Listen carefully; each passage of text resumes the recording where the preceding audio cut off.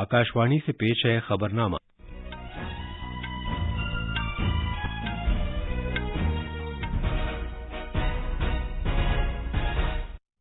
आदाब। खबरनामे के साथ मैं अर्जुमंद अली खान। पहले इस वक्त की खास खबरें। वजीर आजम नरेंद्र मोदी आज रोजगार मेले में वीडियो कॉन्फ्रेंसिंग के जरिए तकरीबन 71,000 तकर्रुनामे तकसीम करेंगे। कर्नाटक के नए वजीर आला के मामले में गैर यकीनी सूरत हाल बरकरार है क्योंकि कांग्रेस के senior leader DK Shiv Kumar ने दिल्ली का अपना दौरा मुलतवी कर दिया है।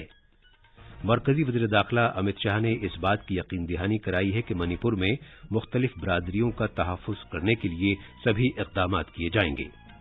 भारत और बरतानिया के दरमियान कारोबारी बातचीत का अगला दौर जून में मुनक्किद होगा। आज फ्रांस में 76वां कान फिल्म फेस्टिवल शुरू हो रहा है। मरकजी वजीर एल मुरुगन 12 रोज़ा तकरीब में भारतीय वफ्द की क़यादत करेंगे और आईपीएल क्रिकेट में अहमदाबाद में गुजरात टाइटंस ने सनराइजर्स हैदराबाद को 34 रन से हरा दिया। अब खबरें तफसील से। वजीर आजम नरेंद्र मोदी आज वीडियो कॉन्फ्रेंसिंग के जरिए नए भर्ती किए गए अफराद को तकरीबन 71,000 तकर्रुनामे तकसीम करेंगे। इस मौके पर वो इन भर्ती किए गए अफराद से खिताब भी करेंगे। मुल्क भर में 45 मकामात पर रोजगार मेले का इनेकाद किया जाएगा। ये तकर्रुरियां मरकजी हुकूमत, नीज रियासती हुकूमत और मरकज के जेर इंतजाम इलाकों के सभी महकमों में की जा रही हैं। मुल्क भर से मुंतखब किए गए नए भर्ती किए गए अफराद मुख्तलिफ ओहदों पर फायज होंगे, जैसे ग्रामीण डाक सेवक, commercial cum ticket clerk, junior clerk cum typist, junior accounts clerk, assistant section officer, tax assistant inspectors, nursing officers, principal और असिस्टेंट प्रोफेसर वगैरह। रोजगार मेला वजीर आजम के इस अज़्म की तकमील की जानिब एक अहम कदम है कि सबसे ज्यादा तरजीह रोजगार पैदा करने को दी जाए। तवक्को है कि ये रोजगार मेला रोजगार पैदा करने के मजीद मौक़े को फरोग़ देने की एक कार्रवाई बनेगा और नौजवानों को बाख्तियार बनाने और कौमी तरक्की में शिरकत करने के लिए बामाना मौक़े मुहैया करेगा। नए भर्ती हुए अफराद को कर्मयोगी प्रारंभ के जरिए खुद अपनी तरबियत करने का भी मौका मिलेगा, जो कि मुख्तलिफ सरकारी महकमों में सभी नई तकर्रुरियों के लिए एक ऑनलाइन ओरिएंटेशन कोर्स है। उत्तर प्रदेश में रोजगार मेला 5 मकामात पर मुनक्किद किया जाएगा। इन मकामात में लखनऊ, वाराणसी, आगरा, मुरादाबाद और गोरखपुर शामिल हैं। मरकजी वज़रा मोहतरमा स्मृति ईरानी, डॉक्टर महेंद्र नाथ पांडे, बीएल वर्मा, संजीव बालियान और अजय कुमार मुख्तलिफ मकामात पर मुनक्किद की जा रही तकरीबात में एजाजी मेहमान होंगे। कर्नाटक में कांग्रेस पार्टी की जानिब से नए वज़ीर आला का इंतखाब करने के लिए कोशिशें जारी हैं, जबकि कांग्रेस के सीनियर लीडर सिद्धारमैया और डीके शिव कुमार ने इस ओहदे के लिए अपना अपना दावा पेश किया है। 10 मई को हुए असेंबली इंतखाबात में पार्टी को कतई अक्सरियत हासिल हुई है और हुकूमत की तश्कील का अमल जारी है। महाराष्ट्र के साबिक वज़ीर आला सुशील कुमार शिंदे, एआईसीसी के जनरल सेक्रेटरी और कांग्रेस लीडर दीपक बरिया ने, जिन्हें एआईसीसी के सदर की जानिब से मुशाहिदीन के तौर पर मुकर्रर किया गया था, कांग्रेस के तमाम कानून साजों की राय हासिल करने के बाद नई दिल्ली लौट आए हैं। इतवार को बेंगलुरु में कर्नाटक कांग्रेस कानून साज पार्टी की मीटिंग हुई थी, जिसमें इंडियन नेशनल कांग्रेस के सदर मल्लिकार्जुन खड़गे को यह इख्तियार दिया गया था कि वो कानून साज पार्टी के लीडर के बारे में कोई फैसला करें। वज़ीर आला के ओहदे के एक दावेदार सिद्धारमैया कल ही नई दिल्ली पहुंच गए हैं। एक और दावेदार डीके शिव कुमार ने सेहत वजूहात की वजह से कल दिल्ली का अपना दौरा मनसूख कर दिया था। कल बेंगलुरु में मीडिया के अफराद से खिताब करते हुए उन्होंने कहा कि कांग्रेस की कर्नाटक में जीत के लिए हाईकमान को उनकी यकीन दहानी उनकी पार्टी की जेर सदारत हकीकत में तब्दील हुई। सिद्धारमैया और डीके शिव कुमार के हामी अपने अपने लीडरों के लिए वज़ीर आला के ओहदे की मांग कर रहे हैं। मरकजी वज़ीर दाखिला अमित शाह ने रियासत में अमन बहाल करने के लिए किए गए इक़दामात का जायजा लेने की खातिर मणिपुर के वज़ीर आला, मैती और कुकी बरादरियों के नुमाइंदों और दीगर फरीकों के साथ सिलसिलेवार मीटिंगें की हैं। उन्होंने इतवार को नई दिल्ली में मणिपुर के वज़ीर आला एन बीरेन सिंह, अपनी काबीना के 4 साथियों और राज्यसभा के एमपी के साथ मीटिंग की थी। बाद में जनाब शाह ने मैती बरादरी के नुमाइंदों के साथ मीटिंग की, जबकि कल वज़ीर दाखिला ने कुकी बरादरी के नुमाइंदों के साथ मीटिंग की थी। इन के दौरान जनाब शाह ने मणिपुर में अमन की बहाली के लिए किए गए इक़दामात का जायजा लिया, जहां दो नस्ली बिरादरियों के दरमियान तशद्दुद आमेज झड़पें हुई थीं। उन्होंने तशद्दुद की साजिश में मुलव्विस अफराद के खिलाफ सख्त कार्रवाई करने की हिदायत दी और देरपा अमन को यकीनी बनाने और मुकम्मल ताउन का यकीन दिलाया। वज़ीर दाखिला ने इस बात का भी यकीन दिलाया कि हुकूमत रियासत में मुख्तलिफ बिरादरियों के तहफ़्फ़ुज़ के लिए सभी इक़दामात करेगी। मरकजी वज़ीर दाखिला ने तमाम ग्रुपों से बातचीत करने की अपील की और कहा कि वो अमन का पैगाम फैलाएं। उन्होंने यकीन दिलाया कि इंसाफ हर हाल में किया जाएगा। उन्होंने राहत और बाज़ाबतकारी के अमल को तेज करने पर जोर दिया ताकि अवाम की मुश्किलात को कम से कम किया जा सके। सिक्किम आज अपना क़याम का 48वां दिन मना रहा है। 16 मई 1975 को साबिक़ा सल्तनत भारत की 22वीं रियासत बन गई थी। गैंगटॉक के चिंतन भवन में सरकारी सतह पर तक़रीबात मुनक्किद की जाएंगी, जिसमें गवर्नर लक्ष्मण प्रसाद आचार्य और पीएस तमांग मौजूद होंगे। पेश है एक रिपोर्ट। सिक्किम के गवर्नर लक्ष्मण प्रसाद आचार्य और वजीर आला पीएस तमांग ने रियासत के यौम तासीस पर लोगों को मुबारकबाद दी है। जनाब आचार्य ने कहा कि दुनिया की सबसे बड़ी जमहूरियत का हिस्सा बनने का सिक्किम का सफर काबिल सताइश रहा है और इसके तहत समाजी, इक़्तिसादी और सकाफती तरक्की हुई है। उन्होंने तरक्की की रफ्तार को बरकरार रखने के लिए रियासत के कुदरती और इंसानी वसाइल को समझबूझ से इस्तेमाल करने पर जोर दिया। अपने पैगाम में जनाब तमांग ने कहा कि यौम तासीस का ये दिन इस बात का जायजा लेने का मौका है कि सिक्किम की हुसूलियाबी रही और कि सिक्किम की क्या हुसूलियाबी रही और आइंदा क्या हासिल करना है। उन्होंने वजीर आज़म नरेंद्र मोदी और मरकजी हुकूमत का सिक्किम की हर मुमकिन मदद करने के लिए शुक्रिया अदा किया। गैंगटॉक से साइकिल सरकार की रिपोर्ट के साथ खबरनामे के लिए मैं शबाना रहमान। ये खबरनामा आकाशवाणी से नशर किया जा रहा है। अब जबकि नरेंद्र मोदी हुकूमत इस माह अपने इख्तिदार के 9 बरस मुकम्मल कर रही है, ऐसे में आकाशवाणी उन इक़दामात पर खुसूसी रिपोर्टों की एक सीरीज पेश कर रहा है जो हुकूमत की जानिब से किए गए हैं। आज हम कसीर मॉडल कनेक्टिविटी गति शक्ति के लिए कौमी मास्टर प्लान पर एक रिपोर्ट पर नजर डालते हैं जो अक्टूबर 2021 में शुरू की गई थी ताकि बुनियादी ढांचे से मुताल्लिक उमूर हल किए जा सकें। हमारे नामनिगार ने इत्तला दी है कि इन इक़दामात का मकसद कसीर मॉडल कनेक्टिविटी लॉजिस्टिक्स सलाहियत को बेहतर बनाना है और अवाम और सावान की बिला रुकावट नक्ल हमल के लिए अहम बुनियादी ढांचे के फासलों को दूर करना है।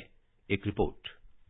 पीएम गति शक्ति वजीर आजम की लगातार कोशिश का नतीजा है ताकि अगली जनरेशन के बुनियादी ढांचे को तामीर किया जा सके जो जिंदगी को आसान बनाने में बेहतरी लाने के साथ साथ कारोबार करने में आसानी पैदा करते हैं। उसने मजबूत मनसूबाबंदी और बुनियादी ढांचे के कनेक्टिविटी प्रोजेक्टों के बेहतर निफाज के लिए रेलवेज और सड़क शाहराहों समेत 16 वजारतों को यकजा किया है।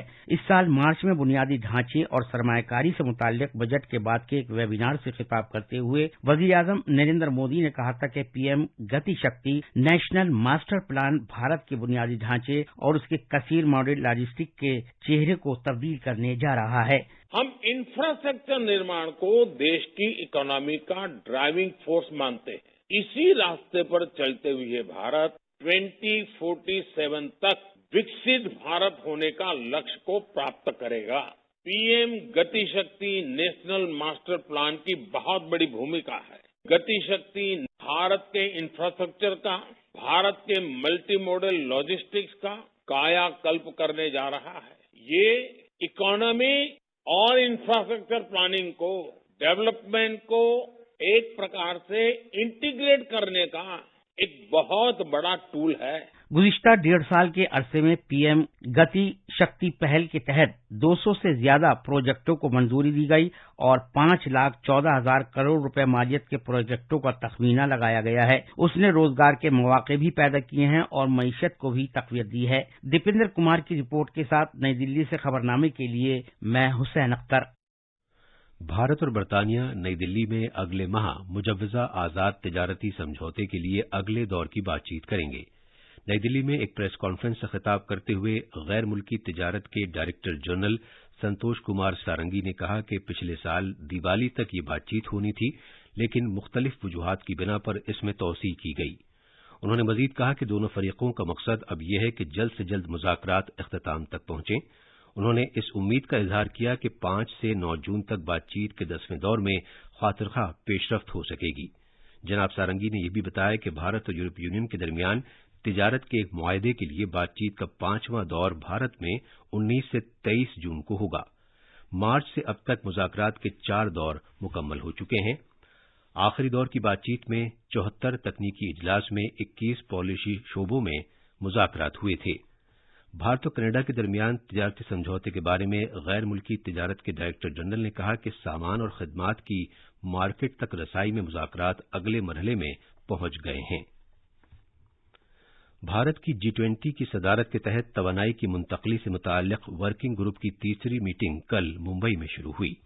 G20 کے ممبر ملکوں، خصوصی مدعو ملکوں اور بین الاقوامی توانائی ایجنسی، عالمی بینک اور بھارت کی عالمی توانائی کونسل جیسی بین الاقوامی تنظیموں کے 100 سے زیادہ مندوبین اس 3 روزہ میٹنگ میں شرکت کر رہے ہیں۔